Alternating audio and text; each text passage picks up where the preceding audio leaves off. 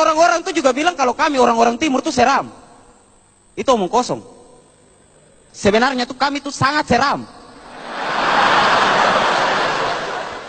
Kalau kalian pergi ke timur, itu selain tempat wisata, kalian juga harus coba di pun toilet. Toilet di timur tuh bagus sekali. Luas, ada di pemandangan. Kebun ubi. Jadi saat kalian buang air, itu kalian bisa lihat di langit itu burung-burung ada manuver. Dan walaupun kami itu susah di sana, tapi sekarang di sana sudah ada mall.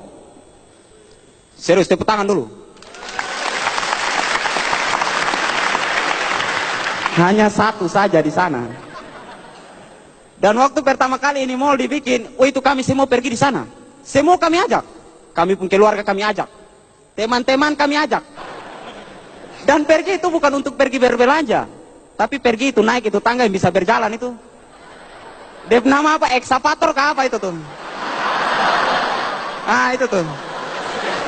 Dan waktu itu kan saya ajak sap mama nih. Jadi saya bilang, Mama, ayo kita naik itu tangga. Ah, Mama tidak mau anak. Kok tidak lihat kah itu banyak yang jatuh gara-gara naik itu tangga? Hi anaknya, tahu begini dari tadi kita bawa kita put tangga kayu dari rumah saja.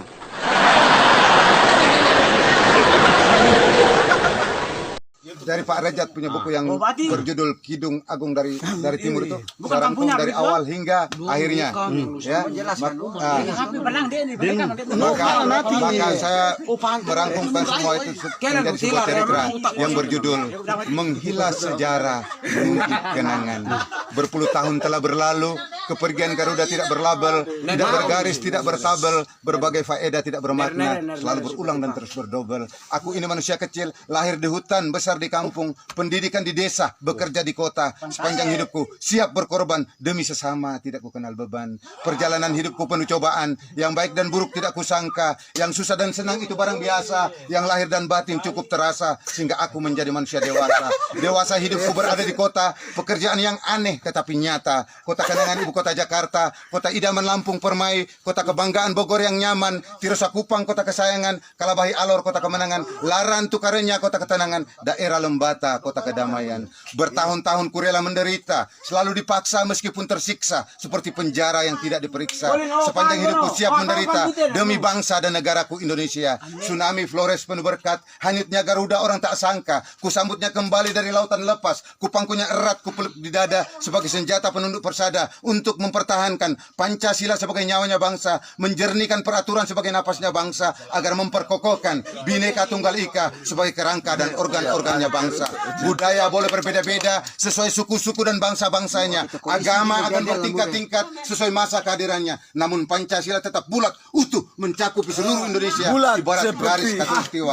Marilah kita jadikan Pancasila itu sebagai bumi kita berpijak, dan agama itu sebagai rumah tempat kita tinggal, dan budayanya itu sebagai arsitek atau lambang-lambang daripada rumah-rumah yang kelak akan kita huni. Kini sudah saatnya aku harus berbicara. Apapun bentuknya aku mau diperiksa. Siapapun orangnya aku harus bertanya. Kepada yang berwajib ataupun yang berkuasa, aku ini hanya manusia biasa. Kini aku semakin rindu ingin bertemu Satrio Peninggit dalam menyampaikan sebuah wasiat untuk mengukuhkan Pancasila sakti dan bermotifkan Garuda Bakti, agar menegakkan hukum sebagai pernapasan bangsa, melancarkan ekonomi sebagai pencernaan bangsa, menguatkan sosial sebagai reproduksi bangsa dalam pencerahan politik demi untuk membangun bangsa. Wahai saudara-saudariku sekalian, boleh percaya tidak terserah, ini hanya sebuah imajinasi. Namanya Pancasila itu milik dunia, satu-satunya berada di Asia, hasil penemuan bangsa Indonesia. Titisan darah Bahtera Surya dalam mempersatukan seluruh rakyat Indonesia. Barang siapa yang tidak searah, mohon maaf, jangan dahulu marah. Marilah duduk untuk kita bermusyawarah. Hiduplah bersahabat bagaikan saudara, melangkah pergi seiring sejalan. Garuda Bakti menjadi bukti, Pancasila sakti menjadi saksi. Akhir kata, pai rian raya, nimon roho natan kare kalau olo ngawang pare, obi sorong harak nateng, naku bale wati daten. 2, 3. Ya. Pampisang di muka rumah, 7 dan berpara-para, siapa ganggu beta pembini 7 tahun dalam penjara. Satu lagi. Yang nasihat jangan bilang kalau tidak belajar kenapa? Kalau Tuhan pun cerana, helas di dalam peti. Kalau Tuhanlah bijaksana, binatang apa tunduk di kaki. Kapal dari sana, yang di tengah pakai bendera. Dan nona dari sana, yang di tengah beta. Buah nanas, buah duku, wamen kudu dimakan kutu. Jangan malas membaca buku. Ayo buku sumber ilmu. Orang berpacu kacang, kuda beban jalan perlahan. Maafkan aku berteriak lantang. Mohon maaf segala kesalahan.